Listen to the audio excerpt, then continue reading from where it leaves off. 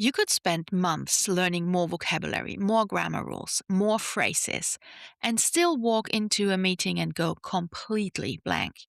But what if the problem was never your English? That's exactly what my guest and I are digging into today, right after the jingle.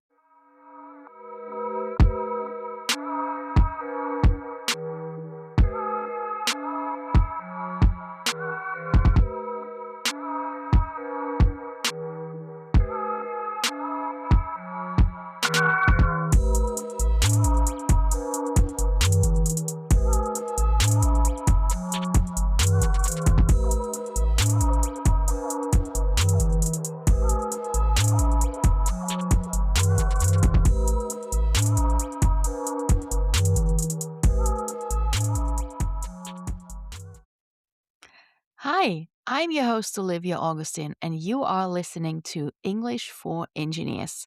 And today I want to start with something that happened to me recently.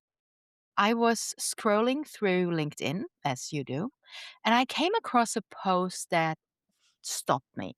And not because it was new information to me, but because someone had written down something that I've been saying to engineers for years, almost word for word.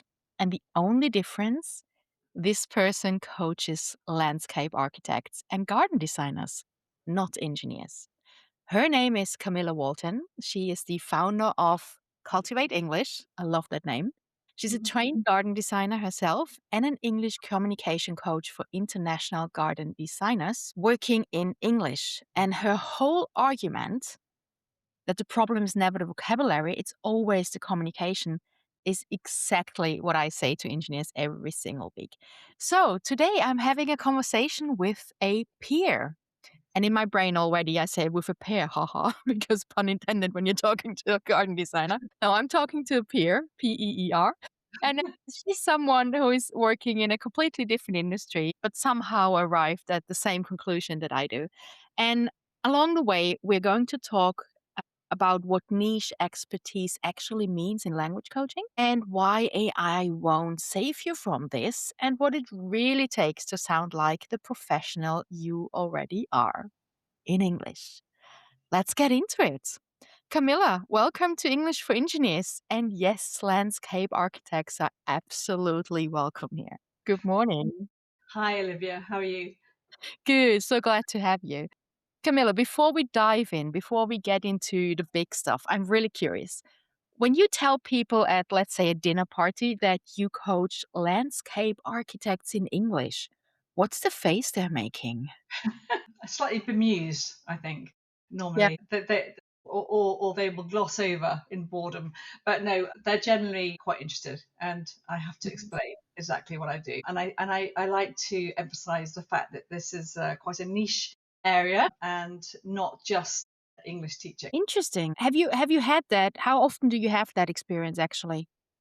I have it quite often. I think they tend to go down the landscape gardening route, and Mhm. what landscape architects do is very different from what landscape gardeners do. So I have to generally correct them on that first, Yeah. and then we go down the kind of landscape architects are more like architects, in terms of technical drawings, etc. And it's not just about building spaces. That's Yeah. what landscape contractors do. Interesting. Yeah. I know that discussion. So my next question will be at some point we both made a deliberate decision and you made that decision as well. You said, I'm not going to be a general English teacher. I'm going to be the English coach for landscape architects and designers. Tell me about that moment. Was it obvious or did it take some convincing even for yourself? It happened the moment I decided. It was a light bulb moment for me, and Okay. the moment I thought about it, it made absolute sense. Uh-huh. And I tend to run with an idea quite quickly. I get quite sort of excited about it. But I did my research, and I knew that it was a fairly way out way of thinking. I couldn't see that there were many people doing a similar thing. Um, Certainly nobody that I knew of doing it for landscape architects and garden designers. There were niche teachers out there, but Uh-huh. nobody doing what I wanted to do. So it took me a little while to pluck up the courage, but I think, as we probably both know, you've got to just run with it. Start doing something rather than overthink, and then learn as you go. Yeah, the definition of creativity actually, isn't it? Exactly. So absolutely, all ideas. Practical for practical reasons, it wasn't as easy as I thought. Perhaps that's something we can get onto from a business perspective, but from a teaching perspective, it seemed to make sense to me because it was combining. I'm a certified English teacher first and Mhm. foremost, but before I became a teacher, I was a garden designer, professional garden designer, and it just seemed to me, because of my situation, I couldn't do any garden design because I was living in a different country from Mhm. home, from the UK. I was actually living in Holland at the time, and I wasn't able to practice my garden design. And I was desperate to keep my hand in. Mhm. And of course, this seemed to be a perfect excuse in a way to carry on being surrounded by professionals who were Camilla. interested in the same thing as me. So Mhm. I was able to sort of talk about garden design, talk about landscape architecture and designing in general whilst teaching. So Mm. it just makes sense to me. To me. Does that answer And your question? I have a follow-up question already. Did only working with garden designers, did it change how you coach, how you teach? Yeah, that's a very good point. Yes, absolutely. Because before I was a general English teacher, Uh-huh. so I was using textbooks. Before the pandemic, I was doing it face to face in a classroom. Then, obviously, we went online. I'm still using textbooks, course Mhm. books, and you follow a sort of a SEFRA, so you grade people on their level, and then to however many people you're teaching a one course to everybody, no matter what their idiosyncrasies are. You're teaching a particular course. And yes, I did enjoy it. I enjoyed using my brains to do a job. However, there were limitations with general teaching. When I had this idea of combining the two together, I just thought, wow, I can do something I really enjoy here. I'm teaching a subject I'm passionate about. But how do I do it? There were no course books, you Mhm. know, there were no Yeah, course books. And I was like, what on earth do I do? So, of course, the first thing I did was, with my first ever client, was to start to compile my own set of materials. And it was almost like teaching garden design, but in English. in English. Yeah. Yeah. And that's how I started. And then actually, Cultivate English is 5 years old this month, which Mhm. is what, Oh, wow! 5 years old. Congratulations. In that 5 years, I've learned so much about how to teach a specialism, Mhm. And how to build the lessons and how to build my materials up. yeah. And I have to say that is one of the downsides about teaching, niche teaching, because it takes me time to compile those materials for each individual client that I coach. But isn't it what it makes it really great? Because I faced almost the same problem with technical English. It makes every lesson custom made. Yeah, The absolutely. value is so much higher for our clients. Yeah. Theref And yeah, absolutely tailor made to the subject, but also to the individual. And Mhm. as you and I will both know, each individual will come to us with their own unique needs. It's Mhm. not just that they're all coming from the same place either. So it's so you're teaching a specialism, but you're then tailor making that to their needs, to their job. Mhm. And every single client I've ever had has come to me with different requirements. Yes. Because you never know, because we're working with grown-ups, you never know what they did forget since school. So there are Yeah, different gaps in their knowledge. They're all different. but it's not just that. It's the fact that some may come to me because people can't understand them clearly, because perhaps they are Asian speaking and have a problem with pronunciation. Mhm. Absolutely no problem with Ex vocabulary, or or to the intelligent side of things. It is perhaps how they communicate, how they speak, that people can't understand them. So then Mhm. we will spend more time doing pronunciation practice, Whereas somebody perhaps from Europe might not have the pronunciation difficulties, but it may be a communication aspect that they come with a serious a lack of confidence. Mhm. They need confidence coaching. So there are a Mhm. lot more mindset issues. Uh, so we have a complete kind of mix of capabilities and needs, and Oh, so therefore that's what makes the coaching really great. interesting. And that's where the coaching aspect comes in. We're not only English teachers. That Mm, would be a too reduced view of what we do because yeah, we not only teach vocabulary and grammar, we do with some clients, but more often it's communication, multicultural communication, confidence. Yeah, yeah. stuff Well, like that. absolutely, and I get a lot of, I always test my new clients their language ability. I always do a small test just so I know where to pitch the lessons. So are they B2, are they C1, and the majority are actually come to me as high intermediate or Mhm, C1 level. There's nothing wrong with their English ability on paper. Nothing mhm, wrong with it. But you can be a really high level speaker of English and yet have huge issues communicating I mean, they're effectively. native speakers who are bad communicators. Exactly. Absolutely. It's not about language ability necessarily. It's about how to communicate. And the thing is that what's happened to them is that they've got a deep seated problem with either speaking publicly or speaking English out loud. Mhm, And that can be down to a number of different reasons. It could be something that's happened to them in sure. school, that they have a massive lack of confidence. I had one client last year who very, very high C1 level, really bright individual working in an international office here in the UK. Mhm, And she was having real issues with her project manager, the management team, because they just closed her down. They wouldn't take the time to let her speak. And I think this is one of the huge issues that I've noticed time and time again is actually the problem is not with the individual who comes to me, it's with other people and the way they are treated in those meetings. And I want mhm. to scream at these people and go, look, don't you see you've got international Brilliant person. employees? Yes, bring them into the conversation, give them extra time to speak, make them Mhm, feel relaxed. That's what frustrates me the most. It's often not with the individual. yeah. Sometimes I feel more like a psychologist Yeah, during lessons and like building up their confidence again. It's often not about the vocabulary and not about the grammar. And my question to you is if you have a similar experience. Very often, our clients, when they show up, they come with their own diagnosis.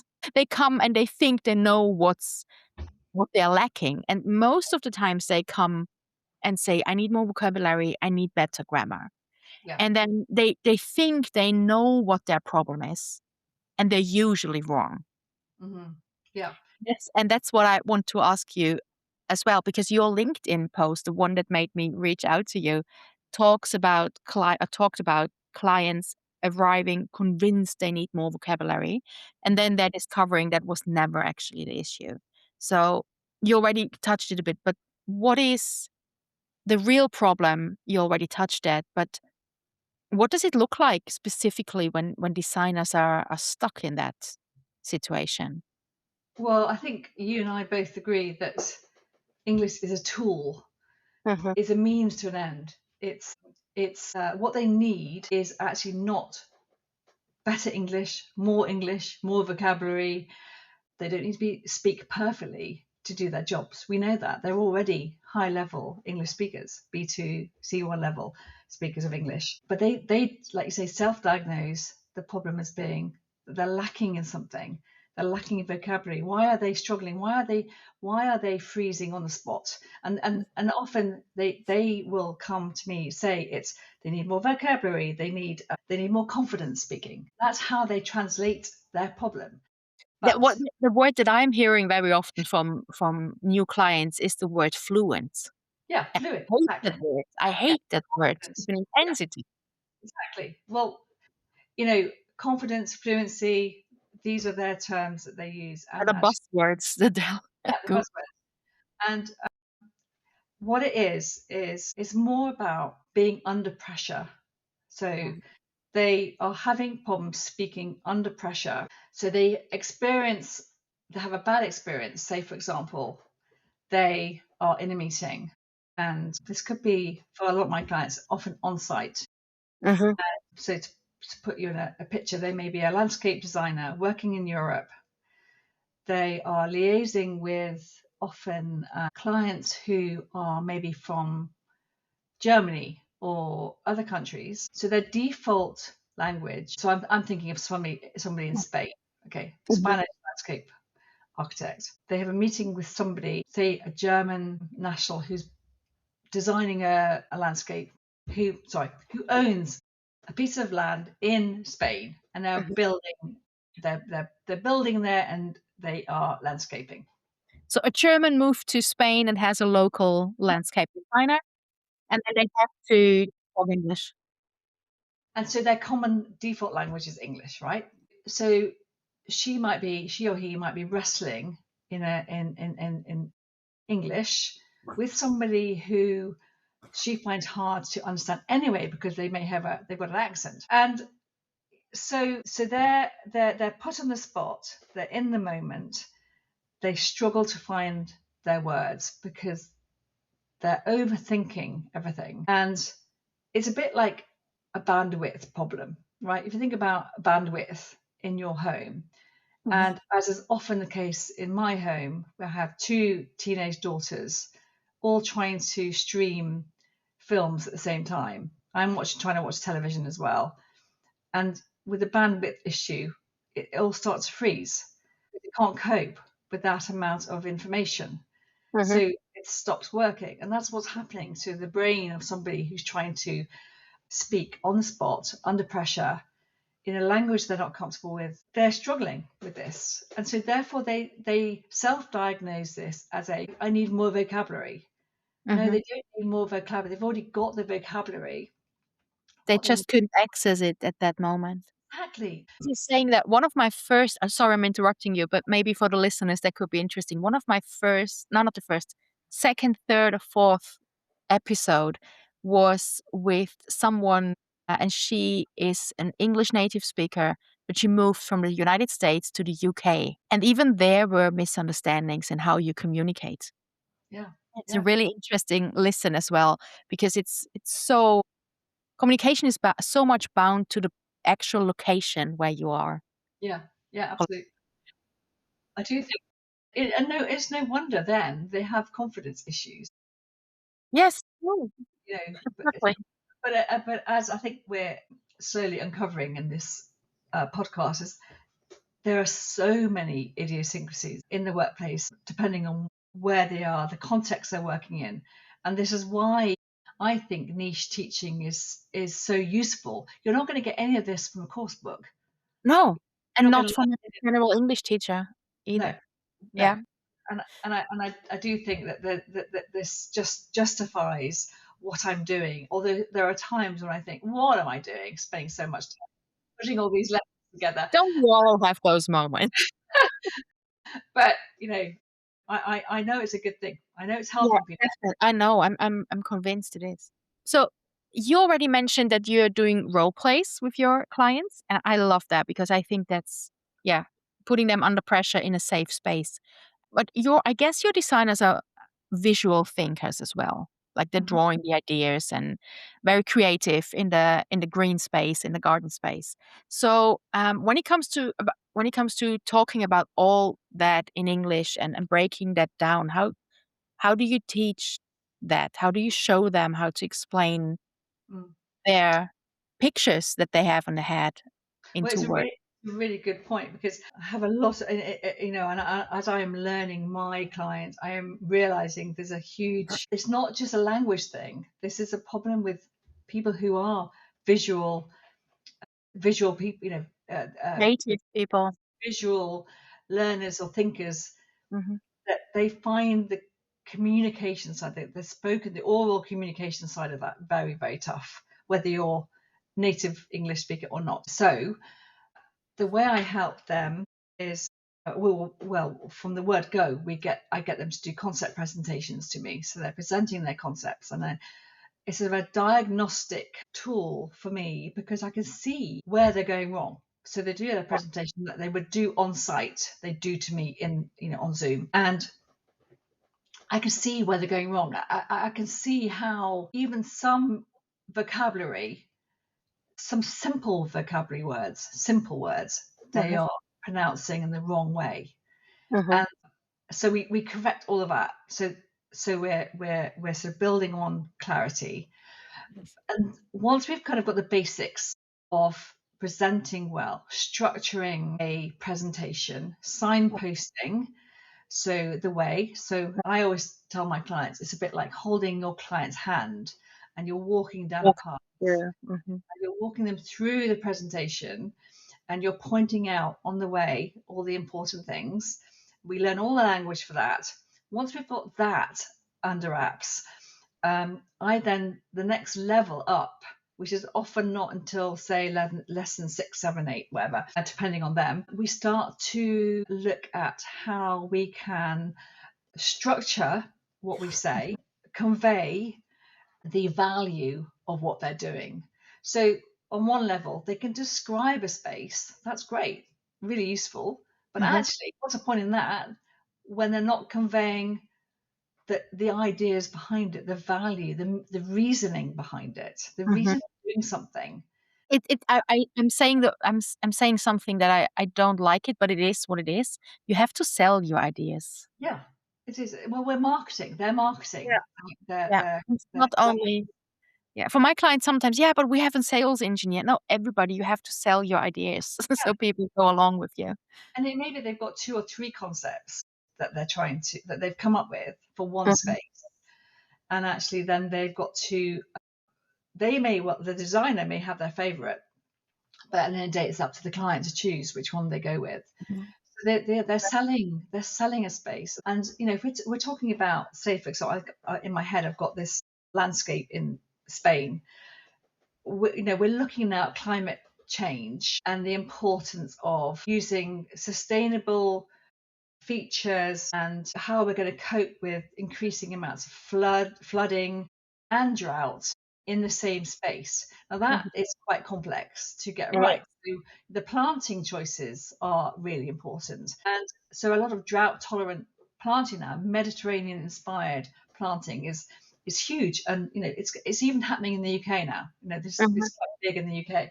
And so conveying that to your client who wants a certain look. Like they may want an English garden, but in Italy, well, I'm sorry, is an English inspired garden in Italy not going to work in the climate, No. especially not in the future. So it's about future proofing. So how you get that across, the reasons behind your choices, that's Mhm. the next level up that I'm trying to help my clients with. Mhm. So it is like you're right, it's selling an idea, but it's also explaining that idea, the reasoning behind that. It Now is. that takes quite a lot of good English to be able to do that, a lot of confidence to be able to do that. Mhm. You've got to be able to argue your case. Mhm. And it's very much out of their comfort zone. Yeah, That's at least my experience with my engineers who I never know how I don't like to say my clients, I don't like to say my students, so I always call my clients my engineers because they're all engineers. yes, But when I'm talking to my engineers, they're strategic thinkers, they're systematic thinkers. yeah, So I don't have that visual approach slightly, but, yeah. And then that's the first level. I make them understand the structure, and then goes into that communication part where they have in every single meeting, site meeting, they have to sell their ideas and be good communicators and convincing. yeah, And it's a absolutely. different vocabulary than the actual technical vocabulary. It is. It's a lot more nuanced, and I think that actually it's also got to resonate with the client because the clients aren't trained technically. They No. don't understand all some of the technical language that comes with with these professions. And so therefore you've got to then adapt your language to the person you're speaking to. It's almost as if we are teaching two different languages. We're teaching them the peer-to-peer, that like designer to designer English, Yeah, engineer to engineer English, no matter where they come from, and we're yeah. teaching them the designer to stakeholder or the designer to client and engineer to stakeholder Yeah, language. It's like yeah. two languages in one course that we have to combine. And one of the things I try to get my clients to think about is, what do they want to hear? What do they need to hear? Mhm. What does that person, that stakeholder, whether they're client or whether they're architect or whether they're contractor, what do they need to hear from you? What information do they need? So are your designers hesitant to use that kind of language? No, Are they I, sometimes like, "Yeah, but that's how it is, and they just have to accept the facts, blah, blah, blah," and then they don't want to do that? no, no, and we do. I do quite a lot of. I help quite a lot with diplomatic language, so how to say things diplomatically. Sorry. That's the 3rd language that we're teaching, Yeah, being diplomatic when you actually want them to, yeah. lost. Well, because Not the client. When the clients want their stakeholders to get lost, then we teach them how to say that diplomatic. exactly, it's about saying no diplomatically, Yeah. or I'm just trying to think of another example where they've got to try to convince them about something Mhm. in a way that is not just shouting down somebody else. So yeah, I mean, and these are just tweaks in language. This is just tweaking language. Yeah. It's not Yeah. difficult, but it's, if they don't know, I mean, again, we were talking about AI and we were talking about general English, perhaps course books. They won't necessarily get that nuanced language from those sources. This is what we can teach them. We know what it's like to be on site working with difficult Oh, people. yes. Mhm. And So I have learned when to speak up and when to hold my horses yeah, yeah, and see that my results. Yeah. Yeah, it's not what we already said 3 times now. It's not a grammar or vocabulary issue. It is a communication structure and confidence issue yeah, that, yeah. that we're tackling. So, Yeah. so it's sort of yeah. I think sometimes it's just brings their attention that they think it's this, but actually it's this. It's And something different. Yeah. yeah, And also because you're saying bringing to attention, you gave that example with a Spanish garden designer and a Dutch client who moved to Spain, mm, or people from Asia moving to the UK and working in that area. And I always tell my engineers, it's impossible to know every single communication style of every single culture existing, but bringing the attention to the fact that there is a difference, hmm, and being aware of it. being aware of it, that already helps in a discussion. So even when you're having a meeting with 5 different people from 6 different backgrounds, Mm, then, just starting your meeting with saying, "Hey, we're all from different, cultures, and we all have different mother languages," just to remind every one of us, we're not being mean. If I'm making a mistake, it's because of my pure English, not because of a bad character. And yeah, that all like, it lightens up the whole situation, and everybody's aware of it, yeah, and you then don't take stuff personally if it yeah, goes south. Mhm. yeah. It's definitely as much about other people Awareness, yeah. than it's about. So, but one other thing I wanted to say was, I had a meeting with somebody yesterday, and they were saying to me that, because I think you and I both are aware that under pressure, there the reaction under pressure can be many different things. So Okay. you can have somebody who, if they're nervous, speak a lot. They Mhm, speak a lot, they speak too fast, and that is one aspect. They over explain things, okay? mhm. They over explain themselves.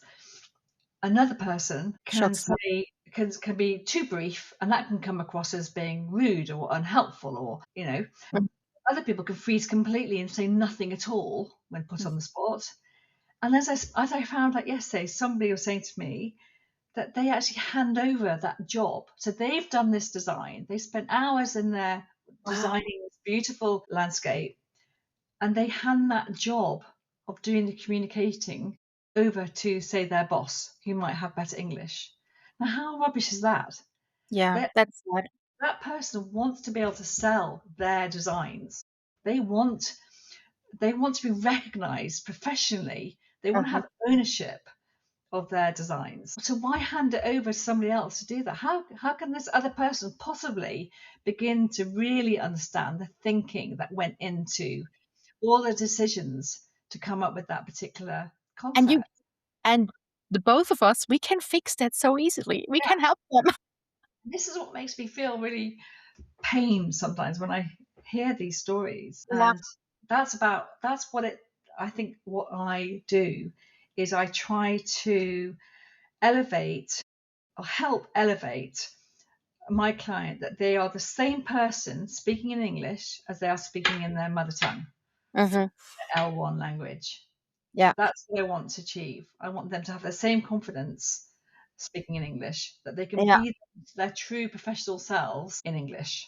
Yeah. I was just thinking of, one of my engineers, and I worked with her about a year ago, and she sent me an email, I think a year after she ended her course with me, and she said she went to another country, a big client of her company. She presented a complete new program there, and she finally felt so confident, and afterwards she was promoted and she got a new job in her company, actually as the only woman in the whole engineering team.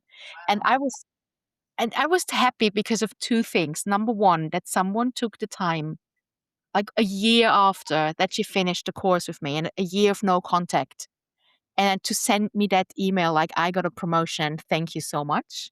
I really, wow, That's she took the time to, and because it's not my accomplishment, it's completely hers.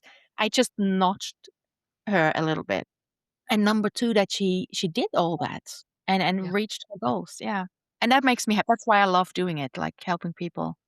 Like that little kick in the hooky that they Th- need. This is the pleasure from doing the job, right? Yeah, This is why we. absolutely, absolutely. But this might be a good time to tell you about my new offer. Tell us about your new offer. I'm excited Well, for you. I haven't spoken about this at all, but I have a new offer which I'm launching in July. So a Oh, lot of graduates I have worked with have issues getting jobs, right? So it's about getting better practice at interviews. All the things that we've said already is about the confidence building and being put under pressure. And I've had a number of people come to me asking me, would I help them with their interview practice? Okay, and I think you and I both agree that learning a language can't be done overnight. And the way to approach an interview is that you're assessing them just as much as they are assessing you. Do you want to work there? Are they your kind of people? And I think if you start to think from that perspective, you're changing the dynamic already. I also think it has something to do with self-respect, Mm. how you Yes. show up to interviews. Talking about self-respect, that's another very risky bridge into the next topic. We both are English coaches, English teachers in 2026, and we are both watching LLM tools getting marketed. To the LLM is large language model, and the marketing name for that is AI. I kind of refuse to call it AI because I don't think it's something intelligent because it has no conscience. But it gets marketed as the answer to exactly what our clients are struggling with. What do you think? What's going on here? What can LLMs do or AI do, and where does it completely miss the point? The good, Mm. the bad, the ugly. What's your thoughts on that? Like we're all using AI, aren't we? Okay, to do things. We're all using it. We've all been there. And it's a wonderful tool. But I think it's absolutely the worst thing possible for that reason. For oral communication skills. Right, we've all been there where we've put a question into AI, and before you know it, you've got pages and pages and pages of a So solution. It's written it for you. easy and fast and effortless. But then if you're asked a question, if you're asked the same question that you put into AI, would you be able to respond in the same way face to face with somebody? Well, you wouldn't be able to. There's no way that you could generate that much information that quickly. And we're we come to the right solution by having difficult conversations. Yeah. I And I love what you said in the very beginning. You said it's a tool, it's not the solution. mm, And we so come to those solutions by, well, yeah, during discussions and while we are disagreeing. yeah, exactly. And that's design, right? Mhm. That's design. That's the creativity in it. Well, yeah. And how can AI help you with that? If you have come up with a solution to your project using AI, how can you then, away from your computer, in on site, how can you then defend those ideas and the solution that you come up with? How can you argue it? How can you explain how you've got there if you haven't actually done the thinking behind it? It's all Yeah. about And thinking. even I would even argue, is there thinking behind it if you have an AI model generate ideas? Well, Because have you heard of the Chinese room experiment? no. No. Okay, it's a philosophical thought experiment that I love. Imagine you can I explain it to you briefly? And Yeah. it's perfect. It's a perfect analogy to LLMs, to large language models. So imagine a person who only speaks English and you lock the person inside a room. And inside the room, they have a batch of Chinese characters and a rule book how to put those characters together. And it's the rule book is written in English and explains to them how to combine the Chinese signs. So after a while, they read the rule book and they can perfectly combine those Chinese signs to Chinese sentences. But do they understand Chinese? No. Can they pronounce it? No. They use the rule book, but they can only do what's in the rule book. And that is what LLMs, or let's call them AIs for now, can do. They have those rules, Mm, those programming, how to put together human language, how to mm, put together the words. But the computer, the algorithm behind it does not understand the emotions and what's in those Chinese letters. And yeah. that what makes it human. And they can only look back and and take stuff from the past and combine it in a new logical way. But Yeah. creativity and thinking and innovation is looking into the future. Absolutely. And I think, I said earlier about future proofing our landscapes and our designs going forward. How can AI come up with a solution when you're on site and you're thinking about how that landscape is going to change over time? It can't account for change over time in the future. It doesn't know what's going to happen. It's not there with you on site, looking at your surroundings, looking at your environment, and being Yeah. able to predict how that space is going to change, or what requirements are going to be are needed for that space in the future. Yeah. So, and that's about idea generation and coming up with creative ideas can only be done between people in teams, thrashing out ideas, Yeah. And new even ideas, new solutions. That's the yeah. point. And I think it needs the friction between different opinions. Yeah. Come up with new ideas. And but even if you, let's say, somebody says, yeah, but that part of my work I do with my own brain, but if I'm back in the office and it's just so easy to just throw my thoughts and my questions into an AI and they write me the email and whatever. So I always say, and I'm pretty sure you agree, but it would be a fun conversation if you wouldn't agree. I always say the output you get of those tools is only as good as the input. So Mhm, if you're rubbish at English and if you're rubbish at communication, you mm, can you have some input to give to an AI, to a mm. large language model, to ChatGPT, Gemini, Claude, whatever. But then the output will be rubbish. Well, And it's is your English good enough to check on the output, to yeah, check if the output is good? It's like giving a chainsaw to a 4-year-old to sharpen his crayons. Is it a good tool? Yes, it's an awesome tool, but not if you're a 4-year-old in your language skills. yeah. I think with writing, it's particularly. tempting to use AI because it Yeah. does speed up the process. Yeah. It takes away all the angst away from international professionals when they're writing up against the clock. Something that will take them a long time in English to then Yeah. be able to get Totally. AI to do it. You can see why But the if you temptation is there. And I'm not saying don't use it. I'm just saying that you're right. You've got to be able to check the output for error and no, you've got to be able to critique it. And I think this is the key thing about AI is, it can't replace critical thinking and creative thinking. And I think that's and when you're, for example, going back to interviews or being put in the spot in a meeting, it can't help you in that moment. no. You're on your own. You've got to be able to trust yourself to come up with the right answer Mhm. there and then in the moment. You haven't got AI. There will come a time, I'm sure, where they can implant it into your brain, and then But until that moment, I'm sorry. No. You've got to be able to trust yourself in Yeah. the moment to come up with the right answer and the right solution. And it's that, and I've been there myself. I know how easy it is to lose trust in my ideas because I've relied upon AI to do something for Mhm. me. And I'm like, how did I don't understand how it got there. And you lose So trust in. fast in 2 years. Yeah. I have to say for the last 2 years, I always saying the same thing. I have been using AI for decades now because Mhm. I call it the Augustine intelligence because my sure name is Augustine.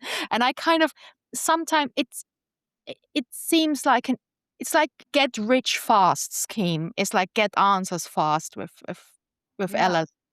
But sometimes I'm getting, I don't know, frustrated and angry because all of us, we have those beautiful brains and can't we just use it because we have that tremendous computer in our body that we can use. And I mean, we haven't even started to touch the whole philosophical question behind LLMs, the environmental question behind it. We can fill whole books and shows and whatever. And I'm not the expert on that, but of course I do have an opinion. But if we pull it back to what our listeners are struggling with, I guess, is what you said.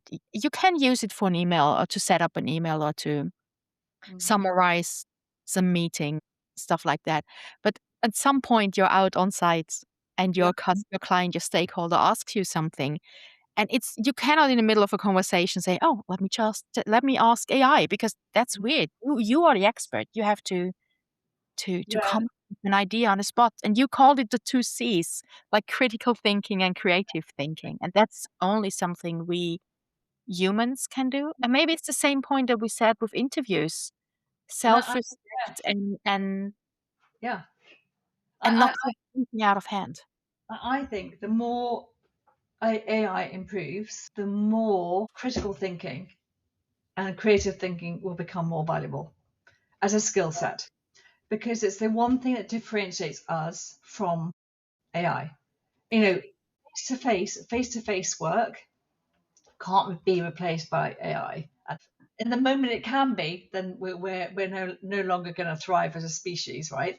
And I think this puts even more emphasis on the value of oral communication. The ability to do that becomes more and more valuable Yeah, as AI improves. amen Hence, to that. hence why I think that the work we're doing is incredibly valuable and useful. Yeah, and I think it has always been useful and valuable what we're doing, but I think it will increase in the future. But let me close with one thought. I was telling that a student engineer last week, who is a big soccer football fan, and I said, From which country? From which country? from a country that didn't make the next round. Okay. Let's keep it there. The analogy that I used with him was, you can't become a world-class footballer when you're playing PlayStation. You can study the game like endlessly. You can know all the stats and you can be great behind your PlayStation. But at some point you have to go out on the pitch under pressure and in real time. And that's the same thing for engineers. Mhm. You can be perfect with your AI double-checked emails, but at some point, you're out there on site with Mhm. your stakeholder, and you have to defend your ideas under pressure on the pitch. And you've got to be able to trust yourself. And you have to be able to trust yourself, yeah. Mm. Okay, that was a lot of stuff Mm. to I've one new thing that I want to introduce to the podcast, and, I'm stealing it from one of my favorite cooking podcasts. It's a UK-based one. Do you know Dish? The Yes. podcast? Oh, I love it. So and they have something in there at the end of their episodes, and it's called rapid fire questions. Yeah. Oh no, Okay. you do that now. Are you okay with that? I would love to do that with you. They're Okay. not that deep. Okay, so for those who don't know it, I'm going to ask Camilla a couple of questions, and she's giving me the first answer that comes to mind. So no overthinking, no explaining, just maybe a one or two word answer, like really short. Okay, good. Are you ready? Okay. One phrase you wish every engineer or designer would stop using. I need more perfect English. Yeah, that's a good. Okay. Are you team email or team Teams meeting? Email. Me too. What's the most useful thing for non-native professionals in one word? English coaching. Yes. No, sorry, 2 words. Are you a morning meeting or late afternoon meeting person? Morning. Mm, Definitely. Yeah. definitely. Okay. Next one. The last book or podcast that taught you something. The last what? The last book or podcast. Gosh, last book, excuse me. God, now you have put me on the spot. Or podcast. I was listening to a podcast last night as I went to sleep, and I can't remember which one it was. I always listen to The Rest is Politics. It Ah, sends me to sleep. So I always go to sleep thinking I'm learning something, and then actually I wake up not remembering what it was I was listening to. it put you to But sleep. it It put worked. me to sleep. I What's the love name of the podcast? Can you repeat it? The Rest is Politics. The rest is politics. I don't know that one. Last question. If you had time, what's the language you'd love to learn? Italian, Italian. without doubt. Yeah. Nice. Okay, before I let you go, Camilla, where can people find you? And if someone is listening right now and who works in landscape architecture or design and thinks, "Oh, this is exactly what I need," what should they do first? Where can they find you? Well, I'm on LinkedIn. Mhm. So LinkedIn, Camilla Walton, Cultivate English, or my website. I will post the links into the podcast to the episode description. Great. Perfect. Thank you, Olivia. Thank you very much for having me. Yeah, it was a pleasure. So, if this episode has made you think, okay, if it's not the grammar, if it's not my vocabulary, how do I learn to communicate like the expert I already am? Then I have really good news for you. In October, I'm opening the next round of my 12-week group course, Technical English, the Fast and Furious edition. It's specifically built for engineers. We do cover a bit of grammar, but in a way that systems engineers would. No boring drills. We reverse engineer the logic until it really clicks with you. So you can show up as the expert you already are. The waitlist for the October round is open. Link is in the show notes, as always. And if you're a landscape architect or garden designer who just found this episode, Camilla's Freedom to Communicate program is exactly what she described today. And the link is also in the show notes. So that was it for today. To everyone listening, if you took one thing from this conversation, I hope it's this: the gap isn't your English, it's how you're using it. And that's a very, very fixable problem. That was it. That was English for Engineers. Talk to you soon.